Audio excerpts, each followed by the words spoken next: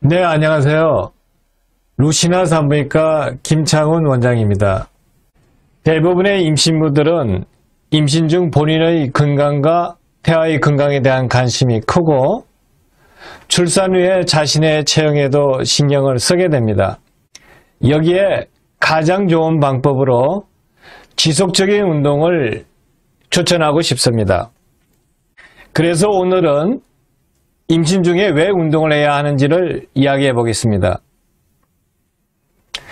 제 생각에 운동을 하면 임신 기간 즐거움을 주고 또 순산을 위해 매우 도움이 됩니다.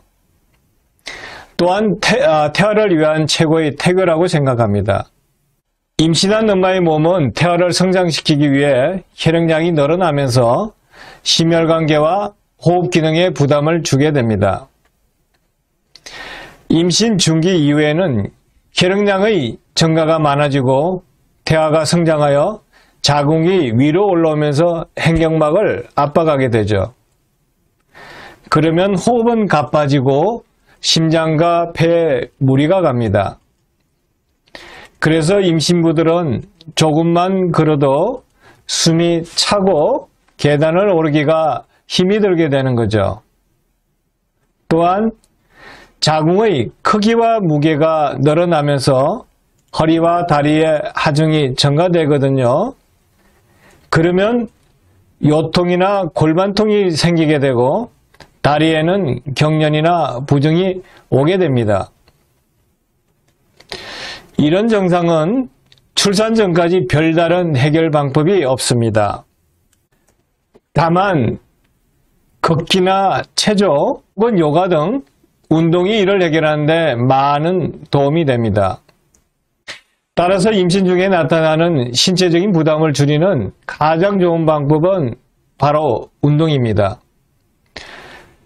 임신 전부터 유산소 운동으로 심폐기능과 근력을 강화한 여성은 임신으로 인한 몸의 변화에 탄력적으로 적응할 수 있게 되죠. 하지만 평소 거의 운동을 안 한 여성은 관심을 갖고 꾸준히 운동을 해야 임신 중반기 이후에 나타나는 신체적인 변화에도 적응할 수 있습니다. 임신 중 운동은 태아와 본인을 위해서 반드시 해야 합니다. 하지만 무리하게 운동을 하거나 잘못된 운동은 오히려 해가 될 수 있습니다. 따라서 임신 중 운동할 때 지켜야 할 운동 지침, 주의사항, 그리고 운동의 종류에 대해 충분히 숙지한 다음에 운동을 하셔야 합니다. 임신 중의 운동은 걷기 운동이 가장 좋은 운동입니다. 횟수는 주당 3회가 적당하고 한 번 할 때는 20-30분 정도 약간 땀이 날 정도로 하시면 됩니다.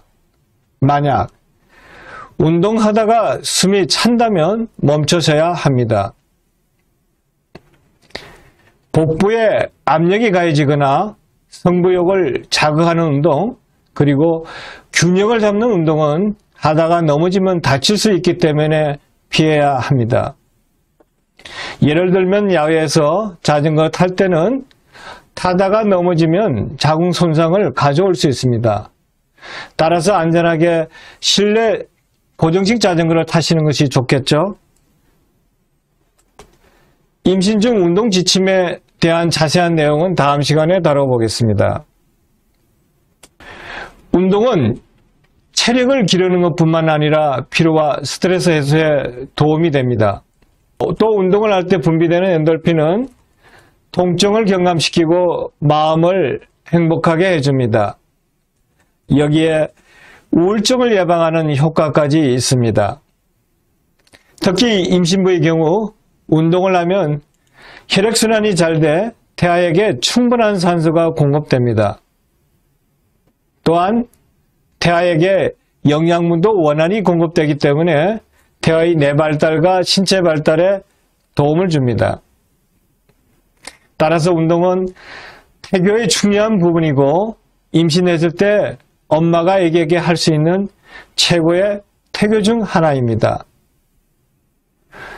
또 출산 뒤에도 꾸준히 운동을 하면 출산 전에 몸으로 쉽게 돌아갈 수 있습니다. 그럼 임신 중 운동을 했을 때 장점에 대해서 자세히 알아보겠습니다. 먼저 임신 중에 운동을 하면 체중 조절에 도움이 됩니다. 적당한 운동은 생활에 활력을 주는데요. 꾸준히 운동을 하시면 칼로리 소모와 함께 지방이 연소돼 가체중과 비만을 예방할 수 있습니다. 다음으로 운동은 심리적인 안정과 우울증 예방에도 도움이 됩니다. 산책과 같은 걷기 운동은 피로와 스트레스를 해결하는 가장 좋은 방법으로 심리적인 안정에도 도움이 됩니다. 가볍게 걷기를 하면 지치고 나른한 기분을 바꿀 수 있는데요. 여기에 대해서 산책할 때 태아와 태담을 나눈다면 아주 좋은 태교가 될 것입니다. 또 운동은 임신 중 생기는 합병증과 트러블을 개선합니다. 유산소 운동을 꾸준히 하면 하체 근육이 강해지고 혈액순환이 개선됩니다.